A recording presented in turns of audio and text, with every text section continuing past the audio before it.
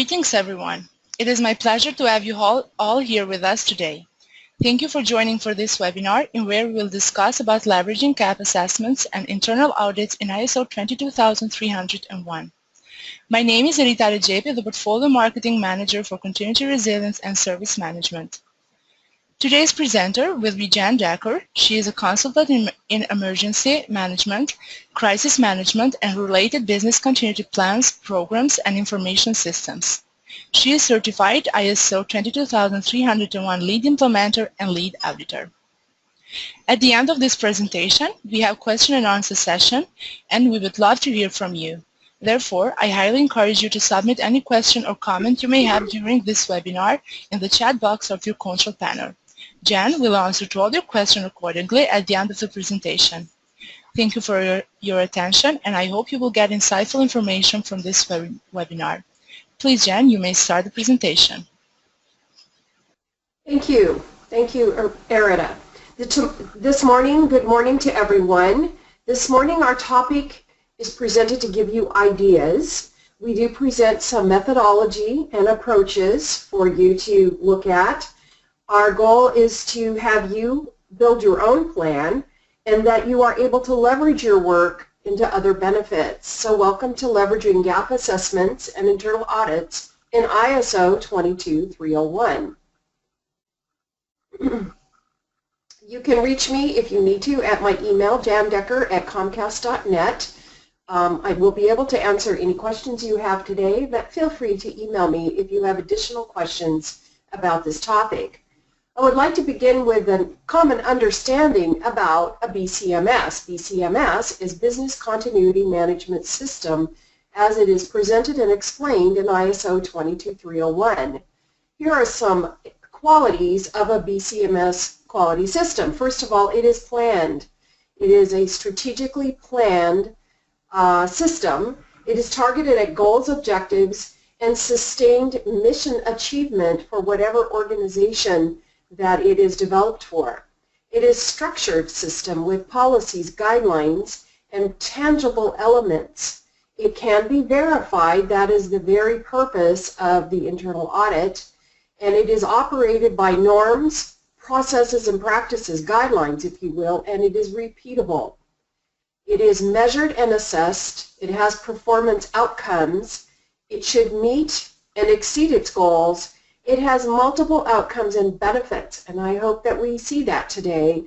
It is an investment that can be realized into real value for the organization and for yourself as the manager and the developer and consultant in the BCMS. Remember that quality systems, ISO, the international standards, the conformance is voluntary, so it is not regulatory, it's a voluntary system. This is a very positive stand on this ISO. A BCMS is built upon or aligned to the ISO standard. There are major components if you look at clauses 4 to 10.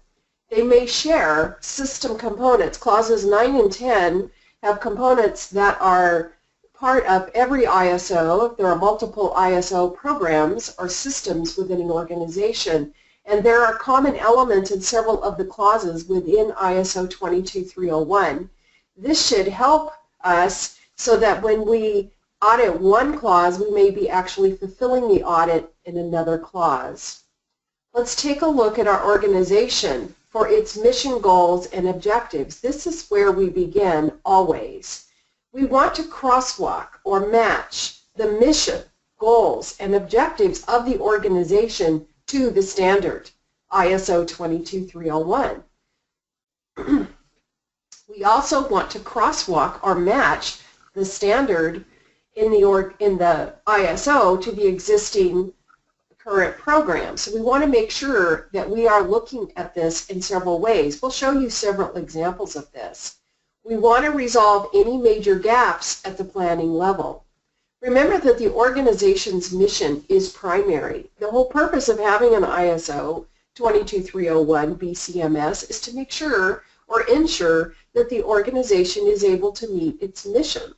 The operation of the BCMS is to meet the organization's mission, and the standard then is the guide and the criteria. Now, if your organization is wanting to be certified or to maintain your certification, then of course meeting the standard requirements or conforming to the standard becomes primary. To start, we use a baseline assessment. We call this a gap assessment. If there is no BCMS in place, if you're starting at the very beginning, then you would use a gap assessment with preliminary comparison to the standard and a set of gaps that present a work plan then for the alignment focused on aligning and conformance for quality and performance. Now, quality and performance become secondary. So what we're saying here is the very first purpose of doing a baseline assessment is to see how close you are conformed and aligned with the standard. If there's already a BCMS, a business continuity management system in place, then the gap assessment is on the following. First of all, conformance with the ISO standard. Secondly, the achievement of the mission goals and objectives of the organization, and many of these are articulated into the policy.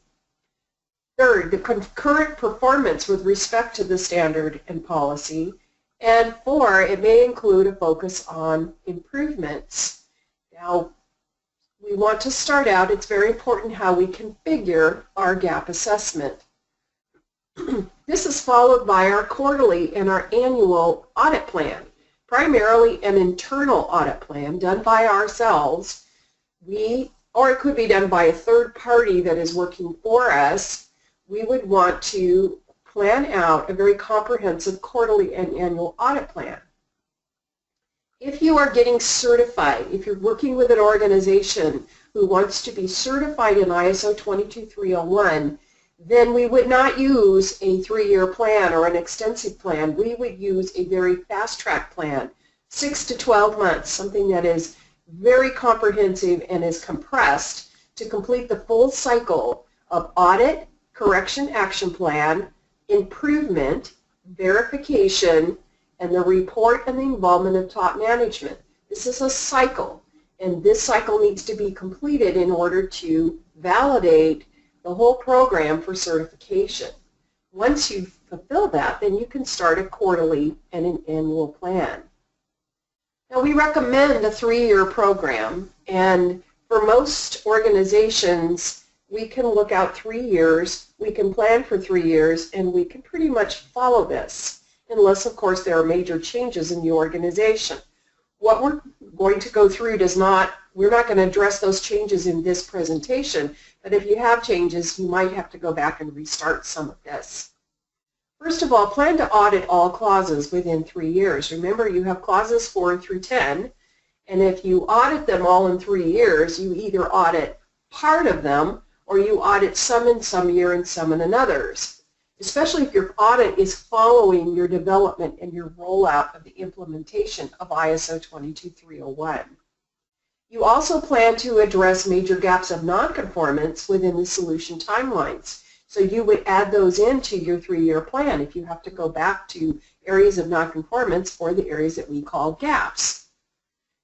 Then you audit all major operations at least once a year. Every major operation that is within the scope of the BCMS needs to be audited in some part, in some clause implementation, at least once a year.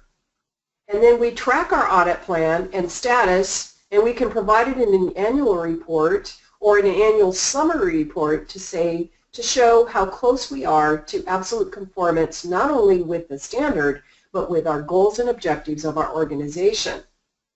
And note where auditing in a clause also satisfies an audit in another clause. We can streamline. Those of you that have studied ISO 22301 know that there are some areas that are very closely aligned with others, and so you can satisfy multiple elements within the standard in an audit.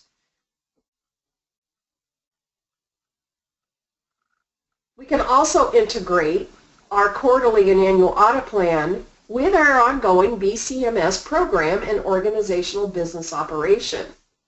Now, this is also part of the strategic program. So if you start your audit plan, you can integrate it with other programs or other things that are going on in your business continuity management system, such as training. You audit if you do training and then audit right after training. It's an element of reinforcement.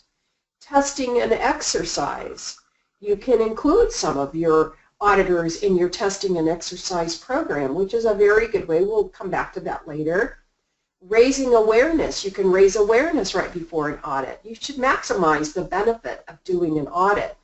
And also competence. You can stress competence and show that competence is audited, and so people need to demonstrate that they know how to do, they know what they're doing and know how to do it.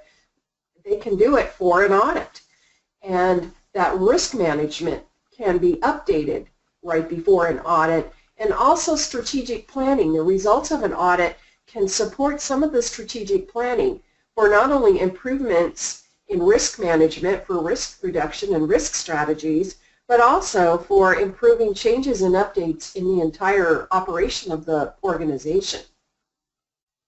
Now, gap assessment and internal audit methodologies. I'd like to take a few minutes and feature some tools and some methodologies. Here is where we would like you to get some ideas for some processes that you might want to adapt for your own work. A baseline gap assessment is a very comprehensive assessment. It is a comparison of the current program, the current BCMS, with ISO standard elements. There are 213 elements in ISO 22301. Now you can group those down to a much smaller population of maybe 100 questions or elements, but when you have a baseline gap assessment, you're going to want to go into as many of the core parts of the standard or your BCMS as you can. Here is an example of a methodology. It's to outline the elements into major categories of a BCMS, create a basic checklist. Here are 22 elements. This is one that we have used in a general gap assessment in a BCMS or in a business continuity program that has not been organized yet into a BCMS. So you could take something like this. You can also go to the standard and map back the relevant clauses that match this. But these are about 22 general elements that you should find in a BCMS or a program that will become a BCMS in any organization. Here's another list. Now if you want to do a detail, let me go back to this one and take a look at item 7, BC plans. Now you could check it off. Yes, there are plans here, but this is a very large section, and generally where primarily most of the documentation exists within your BCMS. So now you may want to do a detail list. Here are 10 examples. This is for the United States, where we have a safety plan, business unit continuity plans. In fact, this might have a number of them, depending on how many business units are within the scope of your BCMS. Equally so, your system disaster recovery plans, your crisis management plan, any facilities, public information, security, and so forth. You can have a number of these depending on the type of organization you have and the type of plans that you have organized. And you can just put these out into a list, and this can serve as a preliminary gap assessment to show whether or not you have these in place. Again, we're not looking at quality. We're not looking at how good these are or so forth. We are doing a basic gap assessment to find out whether or not these elements exist. Next, if you're doing a comprehensive assessment with the ISO standard, you can look at the clauses. They're clauses 4 through 10. The preliminary clauses of 1, 2, and 3 are introductory, and they provide vocabulary, and they're very good. You must be familiar with them, but you're not going to be auditing against those or auditing conformance with those. There are approximately 213. Now, how I know this is I have counted them. So this is my count. You might come up with other ones. I've seen people that say there are 250. And I've seen people that say there are far less because they take the overlaps and they match them up. I believe that if you take the overlap and match them up, you can probably get it down to 175, maybe 150. If there are other ISO systems in place, you may be able to look at clauses 9 and 10 through an integrated assessment, or they may have already been assessed, and these areas may require less review. And of course, as we just said, you can group together similar requirements in ISO 22301, which if you're going to do a comprehensive assessment, it would take these 213 down. Again, you don't have to do these 213 in every single implementation in every single business unit. You would want to strategically take a look at those over a period of time. Here's an example of how you can group together certain clauses and requirements and maybe even do just one audit. Take a look at this. Clause 5.5.2 is management commitment. Item O says to ensure internal audits are conducted. So here is where you would look at that. This also could be matched to another area on audits. If you look at 5.4, it talks about the management, the auditors meeting with management during audits for the closeout meeting and report. So if you've done that in your audit, you're actually meeting one of the clauses, and you can show that you've done that. And then if you look at the review of the audits and reviews, including suppliers and partners, you can actually meet all of these requirements. Here's 3 of them that could be grouped into one point in an audit and review. Or again, they could be audited over time.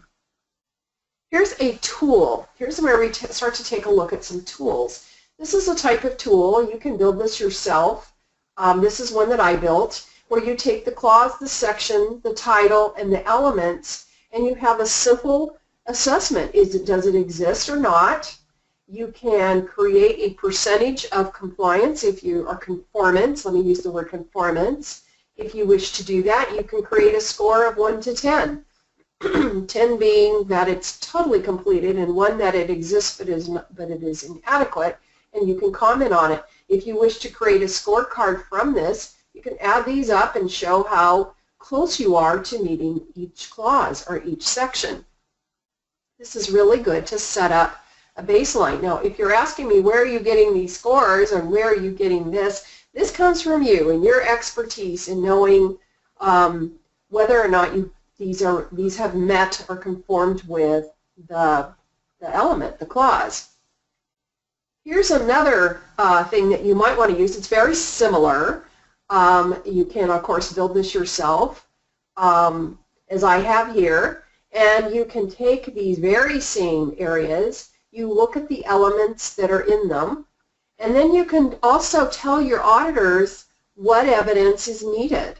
So what are you looking for to validate that this clause has been met? This is very good if you want to standardize or you want to set up a training program within your organization to train your auditors, and you are always looking for the same type of evidence. This is a real good way to do internal audits. Again, you would just track this. This would be one tool that would just show to track your overall when it's audited, when it's planned to audit, and the evidence that is presented. There are other fields across here that have different types of documentation that are associated with this, but this is another way that you might do this. If you haven't done this, it's very simple to go through the standard and map this out. Here's another type of plan. Remember the 22 elements that we had. You can take those 22 elements and you can plan them out for an annual internal audit. So you could take a look at gap assessment, which is the primary one, and say we're going to look at everything but these things because these things don't exist yet. When we do our primary one, we're going to go through and have questions and audit in each section. When you have quarter 2 internal audit, you might go back to some of these.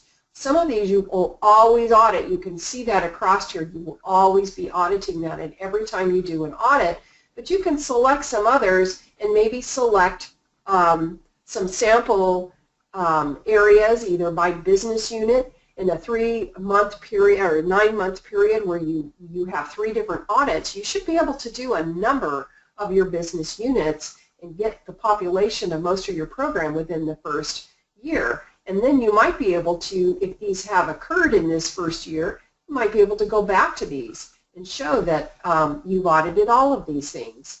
So this is just an example. Then you can do it by component. You can certainly list this out and match it in other ways. Here's one that does it by clause. If you're emphasizing certain clauses, here's a clause 6.6.2, and the business continuity objectives and management shall ensure business continuity is established, and here's where you map out your different positions and you say where you're going to, or you map out your processes that are associated with that standard piece, and you're going to do it within that quarter. Again, I'm going to start switching through here so we can get through our presentation here. Here's another way to do it by unit. And you can take business unit, there are 4 examples, and show that you are looking at this element through the next quarters. Here's a way to strategically look at your audits. I just want to point out that some elements, like Clause 4, once they're done, you don't have to go back and re-audit them all the time. You can just show that they're in audit year 1, and you're not going to look at them again, perhaps until audit 4, where you're going to review them. And here's a 3-year audit plan by clause, and here are your quarters. So you have 12 quarters within 3 years. It's a very simple approach. You would, of course, want to expand this for what you have. Here's another way to use a tool of a self-survey tool, which is a way to collect evidence and review the responses, get your data, and then go back and for very specific verification if you find anomalies or you find areas that you just want to verify. It actually streamlines your internal audit. And then, of course, you can do them through group meetings and review meetings with multiple departments. You can combine with training. You can bring in top management for communication. Here's where you begin to strategically use your audit to help your program. I'd like to spend the last few minutes on benefits and advantages of leveraging your internal audit program. So first of all, you can raise the awareness of your goals, objectives, and components of your BCMS and your continuous training through your activities. And if you promote and update the maintenance of the plans in order to get ready for audits, you're always maintaining your system. It also encourages participation. I do want to make a note that often an audit program can have a negative connotation to it, where people are worried about an audit, and we want to change that. We want people to be happy they're getting an audit because it validates that they are doing their program, and to not be afraid of them, but to welcome them. We want to show in an audit that we've completed our cycle. We want to show regular performance. People like to see their performance, and performance encourages additional improved performance. And we increase awareness that people and plans are ready, and we align the continual improvement with the growth and expansion of the organization. This is the part I would like to show as we close up here, is that the performance and reporting is an opportunity to show value. And this is often where we stop in our internal audits, but it is a time to show where we have avoided loss. And we do have a resilience of the organization, especially if you had a potential interruption or a real interruption, and your BCMS performed and operated to save the organization from losses. We do want to know that nonconformance could equal and may equal and do equal potential failures and losses. So therefore, conformance is a savings and an investment, which is only validated by audits and, of course, performance. And we should use methodology to show risk reduction and the correlation between your BCMS and your performance. So you highlight incidents, you highlight recovery, and you highlight value and financial benefit. Here is an example of how you can do that. You would take the protection of the value of the organization, the cost of the BCMS. It's a very small percentage of the gross annual operational value. So how much is the organization worth, whether it's the amount of dollars that go through it every year, or it's the total value of the assets or so forth. Depending on what your organization does, you would take your cost of BCMS. You can limit this just to the audit if that's your primary cost, or all of these pieces that require ongoing investment, and you can divide it by the gross annual operational value, whichever figure that you have, and show that it's barely a percentage of the whole value. And then if you want to compare that with any avoided loss, you can show true return on investment, true value for your organization. You always want to be doing that. You can also show that avoided loss results in profits. If you're in a for-profit organization, anything that doesn't get lost in losses just falls down to the bottom line. And it also protects jobs, and it protects customers, and it keeps the organization healthy. It is also the achievement of the mission of the organization, and it's proven through the audit program, which reviews the performance that has been tracked. Here's another methodology, and I just want to go through this very quickly. If you are able to provide a risk score at the very beginning, or at the beginning when you do your gap assessment, and you show that like 10 is a high risk, you show that these are high risk because maybe they don't have these things yet, you can add that up in the score. As you implement your program and you prove it through your audit, you can actually reduce that score and show that you have gained a reduction in your risk. Now, this is a kind of a subjective way to do it, but if you can do that on value, you can actually show increased value in your organization, especially in some of the core programs like this telecommunications unit and payroll. These are two very important internal programs. So you would also want to leverage the audit program. One area includes the auditors in tests and exercises if they haven't ever been. I have been in tests and exercises where external auditors have been included, and they have been amazed. And of course, it has improved the conformance level because they become aware of how good the program is, especially if they've never done a test or exercise, and include training and awareness. Always train your auditors. If you're not using auditors that are trained in ISO 22301, you would want to find a way to train them so they know what they're looking for, and that use your audit findings to promote performance so you can champion good performance. Another couple of areas are to rotate your auditors so that they become aware of your program in other areas, and that way it also saves money. It's a good way to leverage your staff. And to remember to notify auditors when solutions are implemented. So that's the last thought they have, is that it was the non-conformance or the areas of improvement were taken care of. And you treat auditors as key components of performance.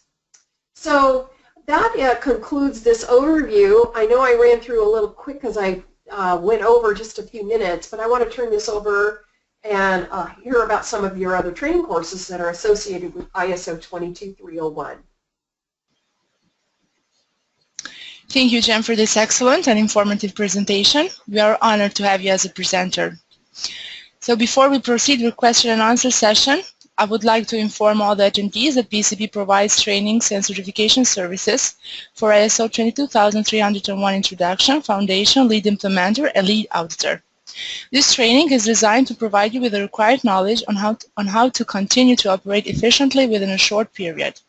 A PCB certificate will demonstrate your dedication in implementing and managing these processes and frameworks, and most importantly, you will be recognized worldwide. For more information, please visit our website pcb.com/training. Now we will go with the questions. The first question is, what documents need to be developed and approved in a typical organization by top management to support BC? That's very good. First of all, the primary document would be your policy statement. And your policy statement is developed and it is approved by your top management. It sets forth the overall guiding principles, and for many, the policy, if it's a small policy, it'll just set forth guidance and basic elements of your BCMS. And if it's a comprehensive policy, it might even provide some of the structure and some of the work outputs and requirements, such as your BIA and some of the objectives. And your top management should be aware of that. In addition, as you go through your program for your year, for your BCMS, you need to be able to validate that top management has seen the results of audits and has responded or reacted to it, and that can be through communications such as emails, memos, minutes, meetings of minutes, and so forth. But primarily you're going to start with the policy and you're going to follow through with communication that comes out of top management. There are many more elements that you can look at, and we don't have time to go through them today, but they're outlined in the standard. Thank you, Jen, for this answer. We will go with the next question. One attendee wrote, can you please tell us what's the difference between BIA and risk assessment?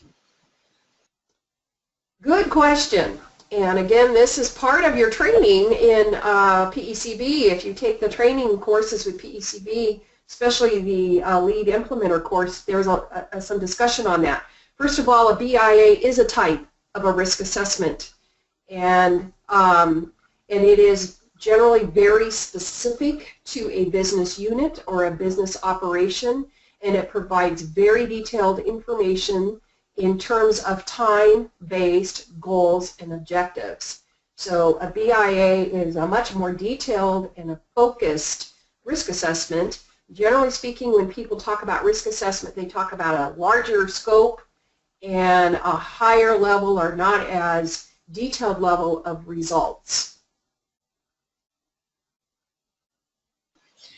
Thank you, Jen. We will now go with the next question.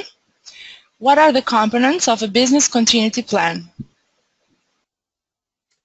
The components of the business continuity plan are outlined in the standard. I'm going to refer you back to the standard. We're looking at a different topic this morning, but you will find, I'm not going to bring the standard up, but you'll find it in the standard. If you wish for me to actually cite it, send me an email. I'll be happy to cite it for you in that standard, but you will find the components.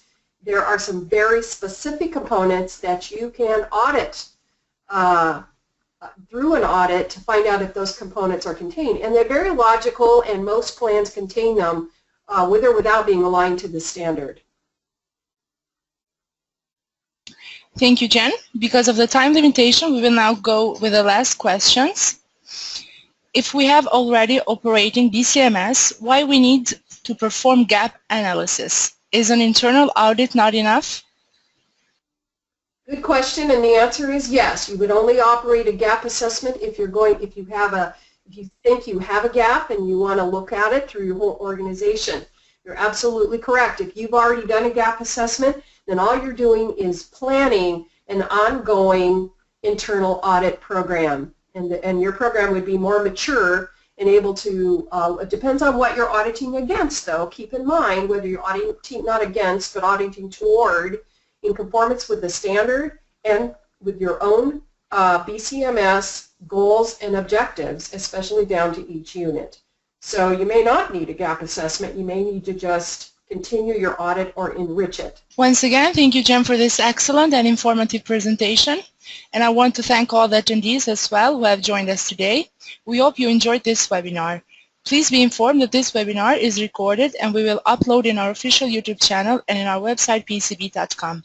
Also, we will upload in our SlideShare account in where you can view the slides as well. Goodbye, everyone, and I wish you all a good day.